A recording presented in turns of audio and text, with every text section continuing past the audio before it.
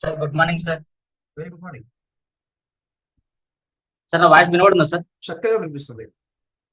Sir అయితే ఈ 10 days work shop లో నేను ఫస్ట్ నేనంటే ఏంటి తెలుసుకున్నాను సార్. అంటే నాలో ఉన్న ఎనర్జీస్ కానీ శక్తులు కానీ ఇంకా డివైన్ పవర్ అంటే ఏంటి, యూనివర్స్ అంటే ఏంటి తెలుసుకోగలిగాను సార్.